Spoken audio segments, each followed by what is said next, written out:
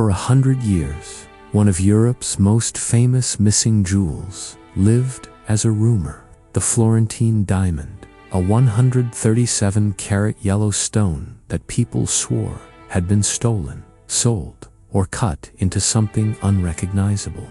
Then, in 2025, the story flipped. The family line tied to the jewel said it was never lost at all. It was hidden in a Canadian bank vault on purpose for a full century. This is not a shipwreck. This is not a robbery caught on camera. This is a mystery made of silence, a treasure that vanished because the people holding it chose secrecy over history. The Florentine Diamond is remembered as a large yellow jewel linked to European royal collections, often associated with the Medici name, and later the Habsburg dynasty, carried through centuries of power shifts and dynastic marriages. By the time the 20th century arrived, Europe was changing fast, empires creaking, borders threatening to redraw themselves, and anything portable and valuable became both lifeline and liability.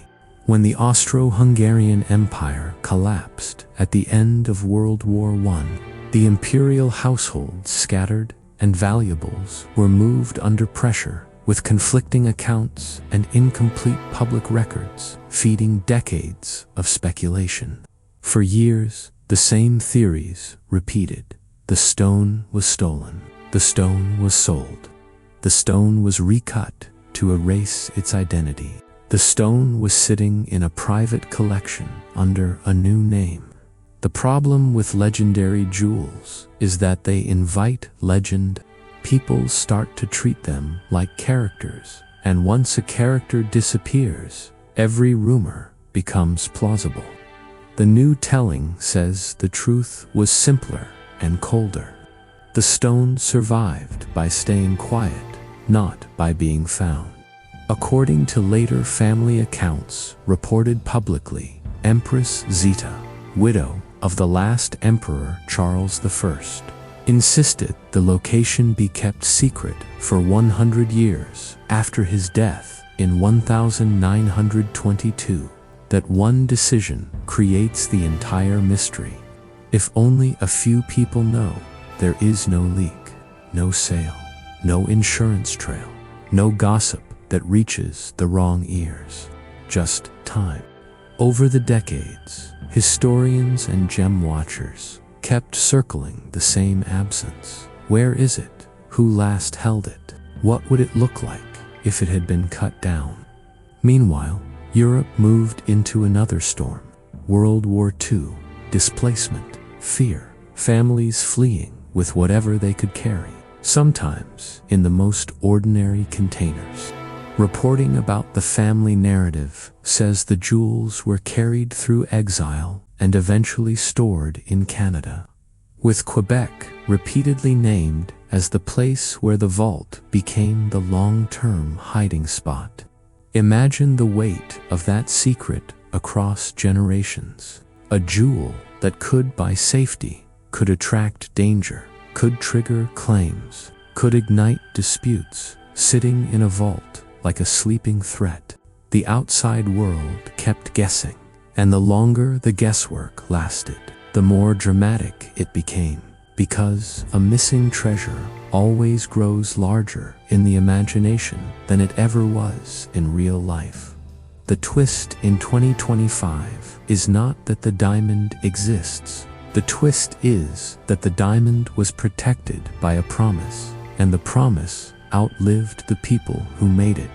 Public reporting says multiple Habsburg descendants confirmed the story, describing the diamond and other jewelry being in a Canadian bank vault for decades under strict secrecy. A key detail that matters for credibility is authentication. Reporting says an Austrian jeweler linked historically to the imperial court examined the stone and judged it consistent with historical representations. That does not mean every origin story is solved.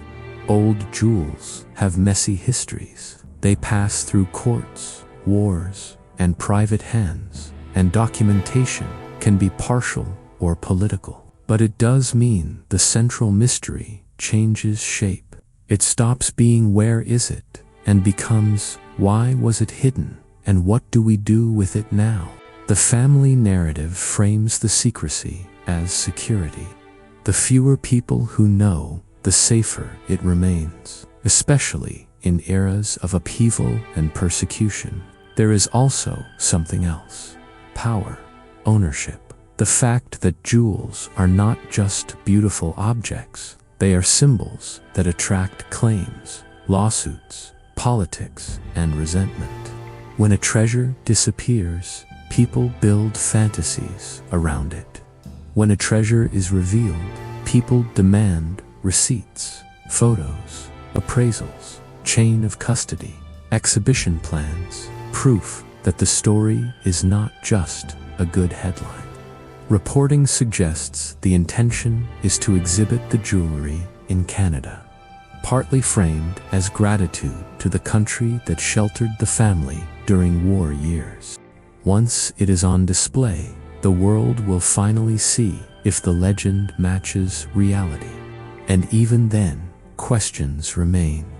Who exactly knew across the decades? Were there moments it almost came to light? How close did rumors ever get? A family carrying a century-long silence, not because they loved mystery, but because they feared what the world does to objects like this. If you want a single sentence that explains this story, it is this. If you want a single sentence that explains this story, it is this.